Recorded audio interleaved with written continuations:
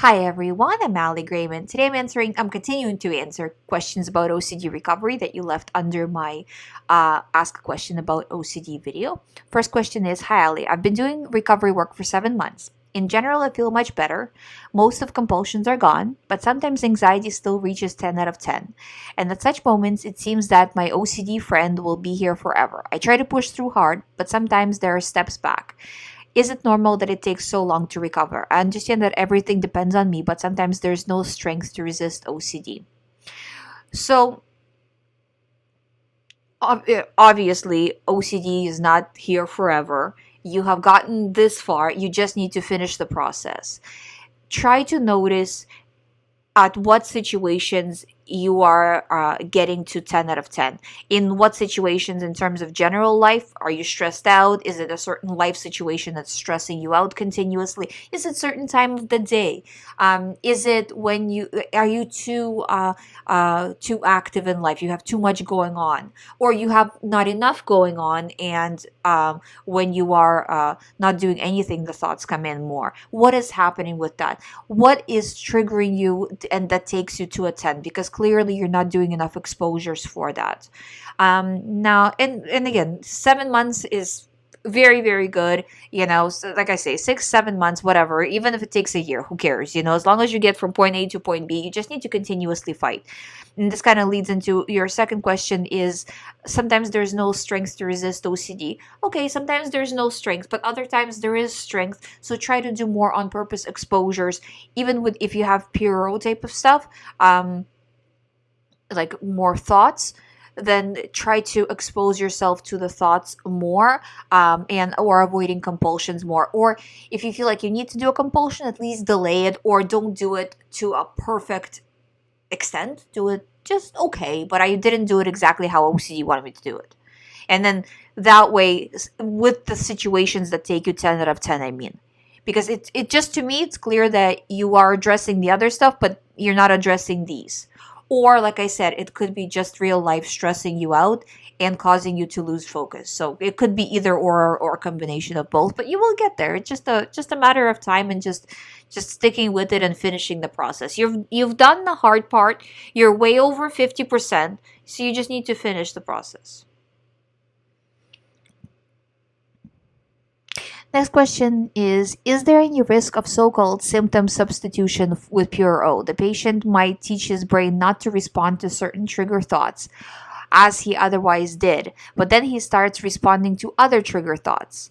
Could it be an underlying anxiety disorder or even traumatic disorder that just gives high general level of anxiety, where PRO, the OCD, is just one of the symptoms or the top of the iceberg? Okay, so I think that you are over it. Just, the thing that is obvious is that you are over analyzing the idea of recovery, and I think you're getting anxious about it, which is probably why you're asking me the question, is because you're anxious about the situation, which can itself become an OCD theme. Researching OCD, obsessing about different parts of OCD recovery, and that can become a general theme. In terms of how to cement OCD recovery, I do think that there's truth to the fact that OCD obviously switches themes. So you need to know generally that there's contamination OCD, that there's religious OCD, that there is harm OCD, that there's PRO, that there's physical compulsions, magical thinking OCD, right? So if you know these things, if you know that anytime you get a question in your mind, a what if, or an urge, or a statement, or whatever, but it comes with this high level of anxiety, or it comes with no anxiety, but then you worry that it comes with no anxiety. Like, I feel like I want to kill someone. The thought itself doesn't come with anxiety, but then you worry, why would I think that without anxiety, right? So at the end of it all, to the thought, to the or to the whole idea, you will have anxiety. High anxiety means that these are OCD thoughts, even when they are about the process of OCD or the process of OCD recovery. So you just have to continuously do recovery work and understand. You have to have an understanding of how OCD works. So you know how I explained that 50,000 thoughts a day, a thought came in, it got stuck because you reacted to it with fear. If another person had the same thought, reacted with indifference, it probably wouldn't have come back. But because you reacted with fear, it came back, you reacted again, and it created this whole whirlwind. In terms of underlying anxiety disorder, I think, um, in Russian they have a saying, roughly translated, it sounds that it breaks where it's thinnest. Um, I don't know if they have this similar saying in English, but um, I can tell you that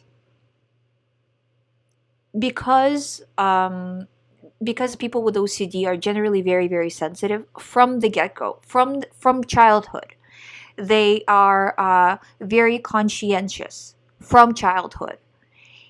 It kind of sets up this perfect storm. So if a person is kind of like, go as they go, they don't really care, they're easygoing people, um, it's easy for them to kind of dismiss a thought. So, yeah, okay, I had some weird thought, dismissing it, whatever. They do it automatically. But person who is about to develop OCD, they'll be like, what does this mean? What does this mean about me? And then they just go on, and then it becomes OCD. So that's really the difference between the two people, right? So it's just sensitivity. Now they're doing research as well, saying that people with OCD, in terms of their brain structure, they're saying that people with OCD have neurons that are located closer together, closer to each other. And also there's studies that show one, I think I've mentioned this in other videos as well, that on brain scans, the area of that deals with stress, the stressful situation, uncomfortable situation, is underactive in people with OCD. They can't deal. Basically, when there's stressful situations, they can't deal with stress. It makes them extremely. It makes obviously stress makes anybody anxious, but they can't cope basically. And then on the other side, the area that's responsible for analysis is overactive, and then the overall sensitivity. All of this creates this perfect storm. Could you call this perfect storm some sort of a disorder? I don't think so. I think this is, some people are just more, don't care, whatever, easygoing. Some people are less. And people who are, in the opposite, right? The people that don't care, they can develop something else, with that kind of a personality setup, right? So just look at it that this is your situation. Certainly, this was my situation. From the get-go, so, and pretty much not pretty much everyone I talk to has this same setup. So this just seems to be the type of personality that develops OCD. So just take it as is. There's a lot of positivity with having this type of personality. There's a lot of attention to detail. There's perseverance. People make it pretty far in life that have OCD, generally speaking, because they go for things. They're doers. They're always kind of going kind of thing. So I don't really think it's bad, but everything has its downsides, and you just have to know it. But don't overanalyze, because I kind of wanted to mention all this stuff, but I think in your specific case, you researching any of this is going to be OCD. So it's going to be more, you're getting now into a compulsion by researching more and more. So anything I said, just take it on board, but don't go deeper diving into Google researching and researching, this. It's one thing when you just research and you're just trying to get information. But if you are in this panic state, trying to figure something out, trying to answer a question, that's OCD. Even if it's about OCD, it's still OCD. Don't do it because it's a compulsion that's giving you, later going to give you more OCD thoughts.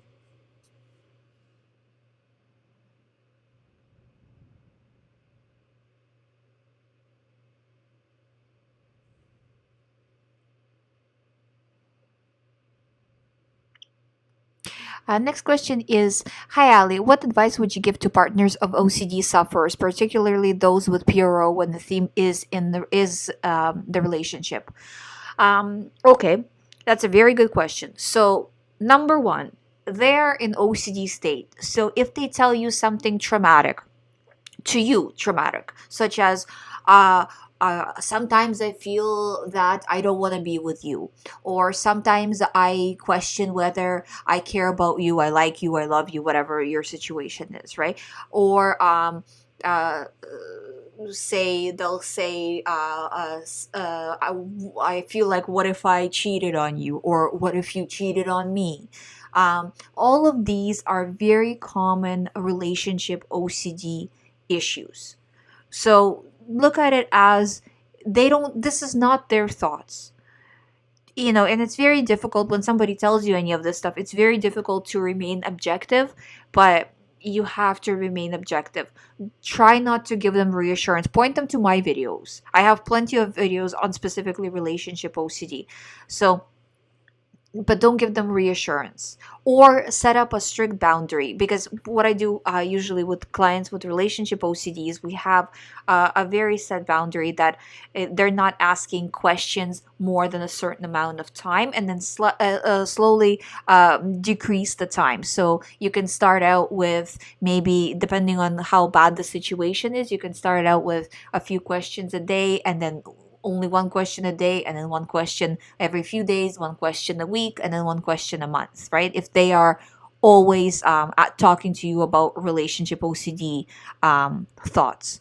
But generally, don't take it personally. Try not to get frustrated with them. They're not trying to be bothering you, or kind of ruining your day or anything like that. And it's not easy on the partner either, but they can't help it. So from listening to my videos what they need to do. So try to help them do it. So try help them refuse reaction. Help them not analyze. If you feel like they are avoiding you, say, I think you are, like, because of OCD stuff, right? Because sometimes avoidance is a big factor with this type of thing.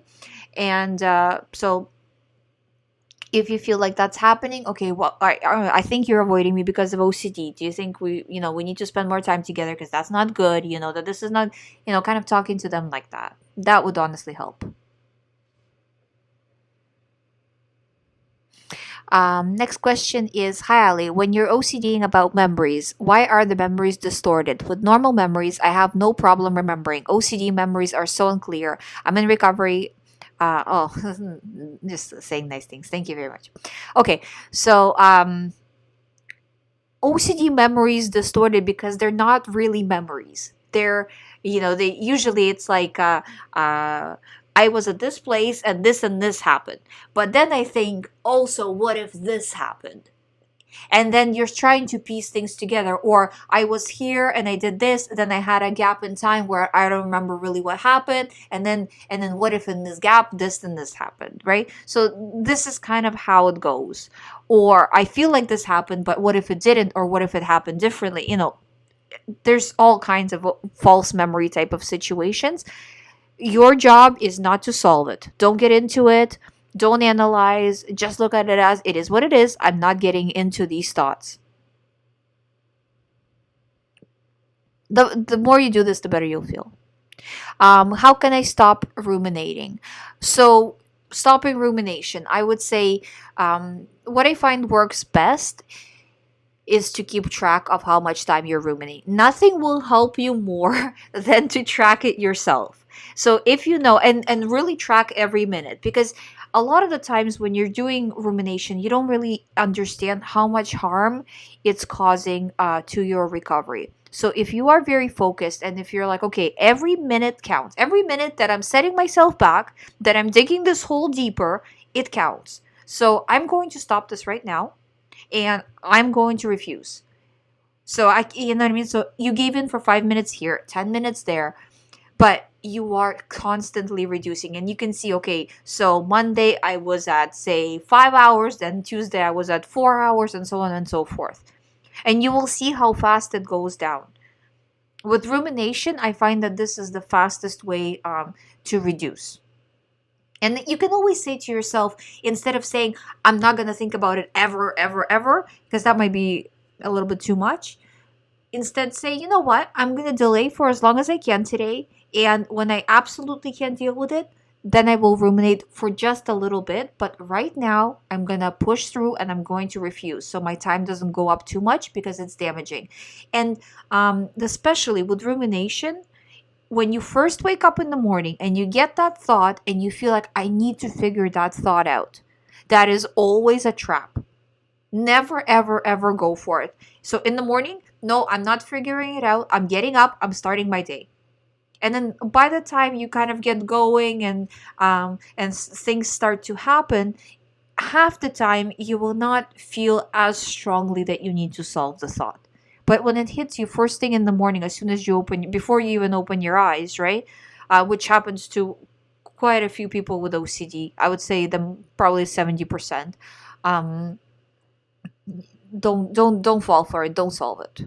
If it happens to you in the middle of the night, I would say try to push it off till morning. Like morning, not first thing when you wake up, but morning a little bit like afternoon. That when I wake up, when I'm, going with my day, then I'll think about it. Right now I'm sleeping. Like try to do that as much as possible. If you feel like you absolutely in the middle of the night can't sleep, I do recommend, again, in my non-medical, non-therapist opinion, to take valerian root if you can.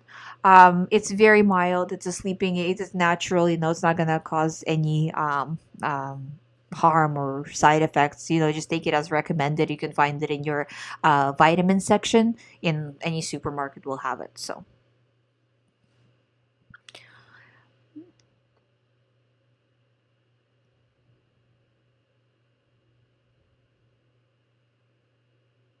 next question is, I had PRO most of my life. Many times I felt recovered only to relapse with a new theme or new theme or variation of an old theme. CBT helped, but themes can switch so much that I struggle to recognize it as OCD until it's 8 out of 10 anxiety, by which time it's hard to move on. Any tips or advice how to stay out of trouble? Um, I would say right now, probably you need to do continuous ERP on all themes just to cover it, and kind of keep reminding yourself that all of these things can potentially come back. All of these themes are my themes. So you're very focused. So anytime you're getting a thought and it's high anxiety, not as much as possible, not trying to, not solving it. But I think that just doing a lot more exposure work, specifically doing exposure work, will help with this. Well, it helps with anything, any OCD theme. But when themes are switching from one to another, the best thing to do is cover all of them and cover all of them every single day. So don't just work on one and then on another. Even if you don't feel the other ones right now, still do exposure work on them, is what I'm saying.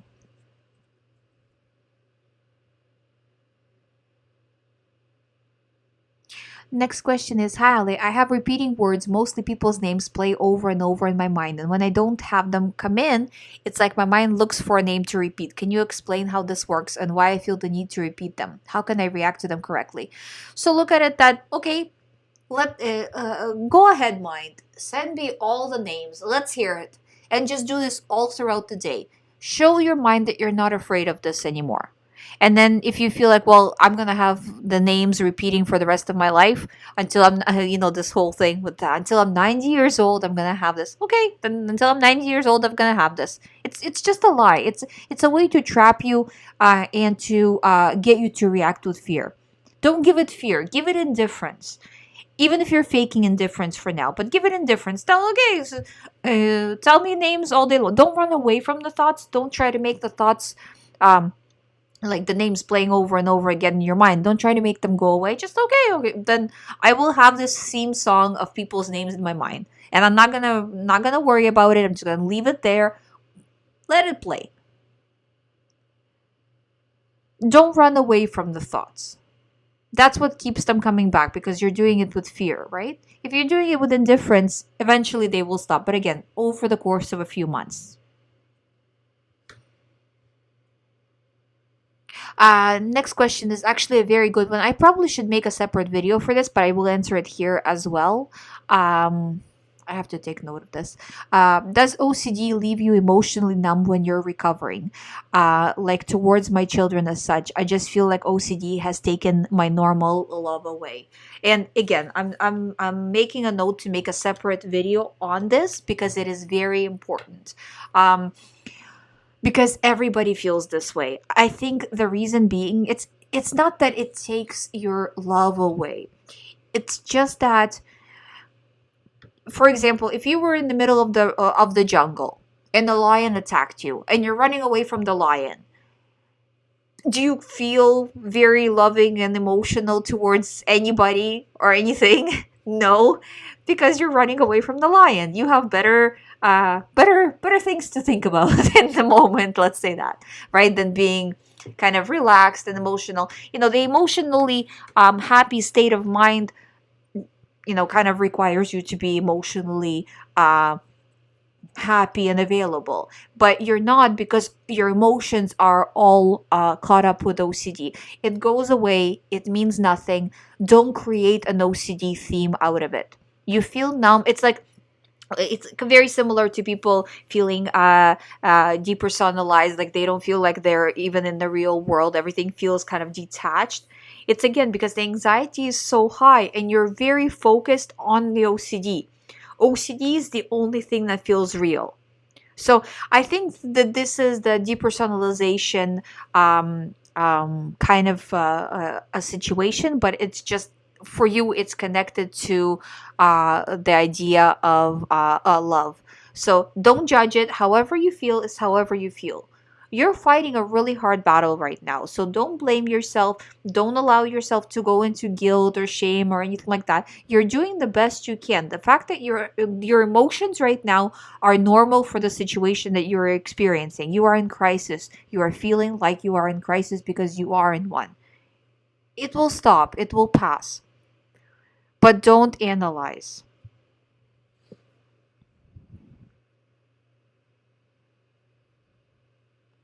Next question is, hi Ali, is it possible to recover from pure OCD by yourself, alone without external help, only listening to your advice and a few reliable sources on the internet? Of course, doing ERP and not reacting. Yeah, of course it's possible.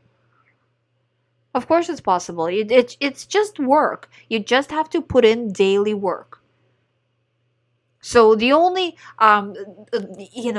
thing that your therapist, or a coach or whatever will do for you, in addition to your ERP, is if you can't do ERP, if you need to be pushed every day because you feel like you can't do it alone. Especially in the beginning, this is the case for a lot of people, that when you're at 10 out of 10, it's just hard. You just can't do it. You need that daily support, or whatever. And that's why I have like the packages that I have, for different situations. Some people need daily support, some people need every other day support. It depends on the situation. But it's all about how much you're going to push every single day. That's all that really makes a difference, because I mean, of course you can recover by yourself, you know? Just doing the work every day, no matter what. That's all you need to do. Next question is, how do you deal with unwanted microcompulsions and psychosomatic manifestations of OCD? I mean, tics and stuff like that. So microcompulsions are generally difficult because there's just so many of them, and it's hard to catch them before you even do it, like the same as tics and things like that. Um, so what you need to do with that, I think, is just tracking how many you are doing even post fact. So it's getting into the subconscious that I should not be doing it. If it's this kind of depends on a specific situation, but if it's I'm assuming we're talking about physical micro compulsions, right? So not mental compulsions, like thinking about something or whatever, but actual physical things. A good way, and this really depends on the type of a compulsion, but to make it more difficult for yourself to do the micro compulsion. So say, for example, well, you're a guy. This is more for girls. But if women are picking their nails all the time, right, as a compulsion, putting nail polish on the nail would help in a sense to kind of remind you, like, wait a minute, shouldn't be doing that. Kind of making it. It's just an example, but just to make it a little bit harder for yourself, that it gives you that kind of moment in between where you can be like, okay, oh, I remember I shouldn't be doing that. So I would say, and then tracking it, how many times you're doing that. If you don't track it, it's very very difficult, because it's then you don't know if you did 100 or 200, right?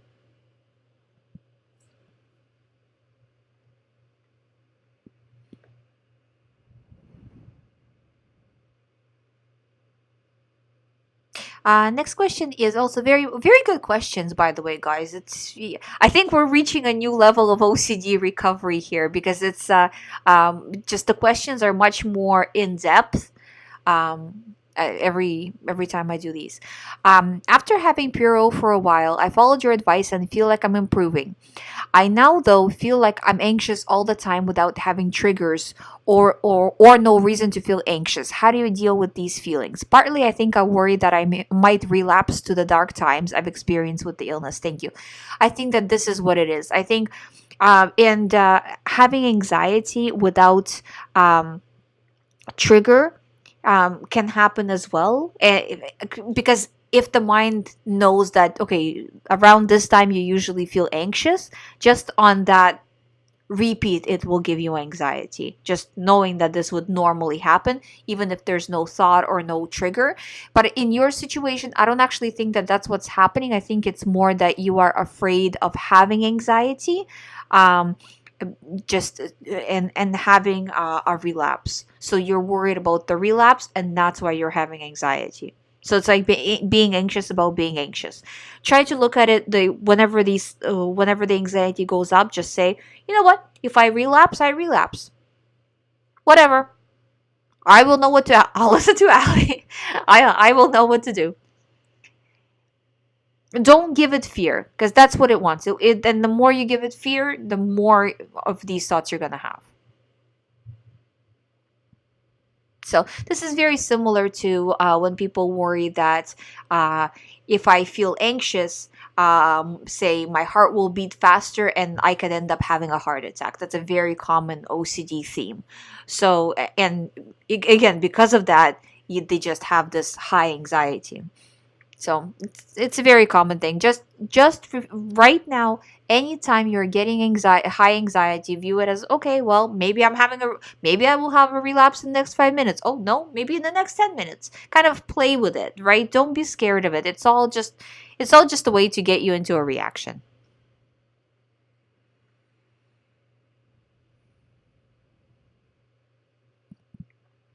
Next question is, hi Ali, please tell us how to know we're 100% recovered from OCD and we don't need to do any more ERP. How does it feel? Please, some explanation. I think you really only know with time. There is no kind of line in the sand where we can say, okay, yesterday I still had OCD and today I don't. The only way we can know is if over time in life you go through good days, you go through bad days, you go through changing where you live, changing jobs, so, going on trips, all of these kinds of upheavals.